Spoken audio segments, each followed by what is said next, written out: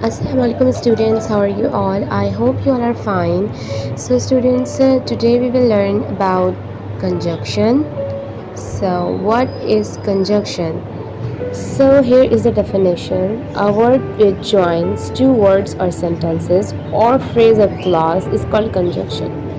ठीक है, जैसे कि हमें डेफिनेशन से ही पता चल रहा है कि वो लफ्ज़ जो कि मिलाता है दो लफ्ज़ों को, दो जुमलों को, फ्रेज़ को या फिर क्लॉज। अच्छा, ये फ्रेज़ क्लॉज जो है सेंटेंस की ही सिनोनियम्स हैं, ठीक है, तो वो कंजंक्शन कहलाता है। ठीक है, फॉर एग्जांपल, साल के तौर पे यहाँ मैंने आपको एक एग्जांपल दी है, Ahmed is a good boy, Hamid is a good boy. यूँ तो ये 2 सेंटेंसेस हैं, बट मैं इनको एक ही सेंटेंस में बोलना चाहती हूँ फ्लो के साथ, ठीक है ना, तो मैं इसके दरमियान कंजंक्शन लगा दूँगी, क्योंकि बात तो मैं दोनों की ही कर रही हूँ। अब अलग अलग मैं बोलूँ Ahmed is a good boy, Hamid is a good boy, तो इससे बेटर ये है कि मैं कह दूँ Ahmed and Hamid are good boys. Okay, तो यहाँ पे मैंने एंड को जो है वो हाईलाइट किया है ताकि आप लोग को समझ आ जाए कि एंड जो है वो कंजंक्शन है, आपके 2 सेंटेंसेस को एक साथ मिला दिया है। ठीक है, हमारे पास कंजंक्शन की जो है कुछ काइंड्स होती हैं, क्लासेस होती हैं, तो वो हम देखते हैं। सो स्टूडेंट, यहाँ पे जो मैंने आपके साथ ये एक पिक शेयर की है, इसके अंदर भी आपको कंजंक्शन की डेफिनेशन दी गई है।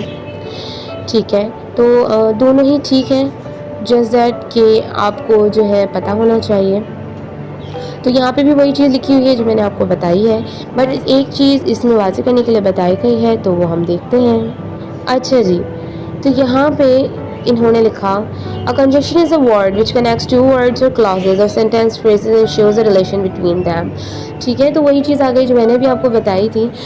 सो स्टूडेंट्स, यहाँ पे आप देख सकते हैं, यहाँ पे भी आपको कंजंक्शन की वही डेफिनेशन दी गई है जो कि मैंने आपको लिखवाई है। जस्ट दैट इसका जो सेकंड पॉइंट है वो आपको समझाने के लिए बताया गया है कि आया हम कंजंक्शन को क्यों यूज़ करते हैं। ठीक है, वो इस वजह से कि जब हम 2 बातें कर रहे हों लेकिन चाहें कि वो एक ही फ्लो में आ जाएँ, तो और यूँ तो 2 बातें हैं, ठीक है, अगर रिटन फॉर्म में देखेंगे तो उनके एंड में फुल स्टॉप लगा होता है क्योंकि एक-एक बात ख़त्म हो रही होती है, बट हम चाहते हैं कि फ़्लो में लेके आना, तो हम उनके दरमियान कंजंक्शन को यूज़ कर देते हैं। अच्छा जी, यहाँ पे आपको टाइप्स दी गई हैं कंजंक्शन की। ठीक है, तो सबसे नंबर 1 जो है आपकी वो है कोऑर्डिनेटिंग कंजंक्शन। ठीक है, ये सारे ही जितनी एग्जांपल्स आपको दी गई हैं, कोऑर्डिनेटिंग कंजंक्शन हो, सबऑर्डिनेटिंग कंजंक्शन हो या कोरिलेटिव हो, सबकी एग्जांपल जो है वो कंजंक्शन के अंदर ही लाई करती हैं। जस्ट दैट हमें इनके डिफरेंस को समझना है ताकि जब हम इनको पुट करें तो उसमें कोई मिस्टेक ना हो। ठीक है, तो सबसे पहला जो आपका है कोऑर्डिनेटिंग कंजंक्शन। इसको याद करने के लिए बहुत ईजी सा एक रूल निकाला गया है जिसकी आपको नीचे एब्रीविएशन दी गई है, फैन बॉयज़। ठीक है, तो इससे जो है हमें कोऑर्डिनेटिंग कंजंक्शन के जो वर्ड्स हैं उनको याद रखने में हेल्प मिलती है। ठीक है, F for, A for and, N for nor, B for but, O for or, Y for yet, S for soon. ठीक है, तो अब हम देखते हैं कि कोऑर्डिनेटिंग कंजंक्शन है क्या। यूज्ड टू लिंक और जॉइन टू वर्ड्स और phrases that are equal important and complete in terms of grammar when compared with each other. अच्छा जी, यहाँ पे हम एंड जो है वो तब लगाते हैं जब 2 अलग अलग क्लॉजेस या फ्रेजेस हों, उनको हम ज्वाइन करना चाहें और दोनों की ही अपनी अहमियत हो। ठीक है, इसकी एग्जांपल भी मैंने यूज़ की थी, दोनों की ही अहमियत है। अहमद भी एक अच्छा लड़का है और हामिद भी एक अच्छा लड़का है, दोनों ही बातों की अपनी अहमियत है, दोनों ही बातें हम बताना चाहते हैं।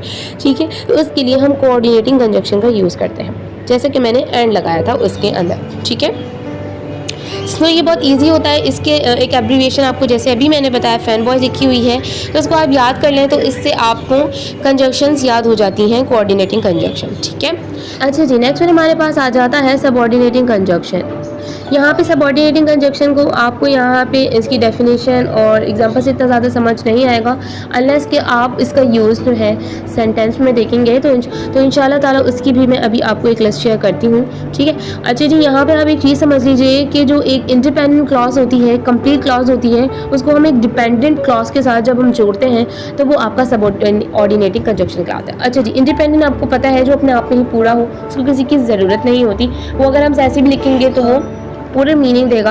बट दूसरा सेंटेंस जो है वो डिपेंड कर रहा है उसके ऊपर, ठीक है, जो इंडिपेंडेंट है, तो उसके लिए हमें जब उन दोनों को आपस में जोड़ना होता है तो हम उनके दरमियान सबऑर्डिनेटिंग कंजंक्शन लगाते हैं। ठीक है, अच्छा जी, नेक्स्ट वन हमारे पास आ जाता है कोरिलेटिव कंजंक्शन। अच्छा जी, कोरिलेटिव कंजंक्शन जो है ये बहुत इजी होता है। आपने इसको जो है एक चीज़ आपने याद रखनी है कि हमेशा जब भी कंजंक्शन ये वाले यूज़ होते हैं तो ये पेयर में होते हैं, यानी दोनों ही काम कर रहे होते हैं एक सेंटेंस के अंदर, ठीक है। जैसे कि यहाँ इसकी एग्जाम्पल में आपको बताया गया है, there are pairs of conjunction used in a sentence to join different words और group of words in a sentence together, ठीक है। एक ही सेंटेंस के अंदर ये दोनों काम कर रहे होते हैं, पेयर में होते हैं, आपके पास मौजूद होते हैं पेयर में ही, तो आपको समझ आ जाएगा कि ये कोरिलेटिव कंजंक्शन है, ठीक है।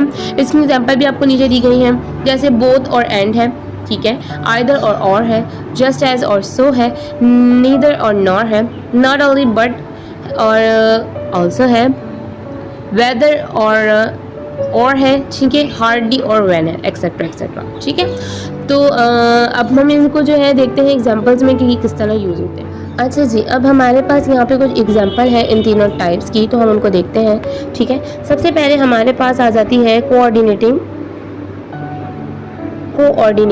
कंजंक्शन, ठीक है, जो कि मैंने आपको बताया उसकी आपने याद रखनी है एक फैन बॉयज़ की एब्रीवेशन, ठीक है। तो यहाँ पे इन्होंने इसका यूज़ किया है। अच्छा जी, मैं एक चीज़ आप लोगों को बता दूँ कि आपकी जो कंजंक्शन है समटाइम्स आपको सेंटेंस के स्टार्ट में भी लिखी हुई नज़र आती हैं, तो उसके लिए आपने परेशान नहीं होना है, क्योंकि वो सेंटेंस के बीच में और स्टार्ट दोनों में ही यूज़ की जाती हैं, तो ऐसी कोई प्रॉब्लम वाली बात नहीं है। जस्ट उनका जो पर्पज़ होता है वो दोनों सेंटेंस को ज्वाइन करना ही होता है, ठीक है। अच्छा जी, नंबर 1 एग्जाम्पल आपको यहाँ दी गई है, I choose that car as a birthday gift for my son, ठीक है। मैंने ये गाड़ी चूज़ की है, चुनी है सालगिरह के तोहफे के लिए। अच्छा जी, सालगिरह के तोहफे के तौर पे, ठीक है। अब मेरे बेटे के लिए वो एक अलहदा बात है, और ये ऐसी भी है कैसा कहा इन्होंने कि मैंने ये सालगिरह के तोहफे के तौर पे चुनी है, ठीक है। ये गाड़ी मैंने सालगिरह के तोहफे के तौर पे चुनी है, और आगे बताया जा रहा है अपने बेटे के लिए, ठीक है। तो इन दोनों बातों को ज्वाइन करने के लिए जैसे फॉर एग्जांपल अगर मैं इस सेंटेंस को तोड़ूँ तो पहली बात तो ये हो सकती है, I choose that car as a gift, birthday gift. मैंने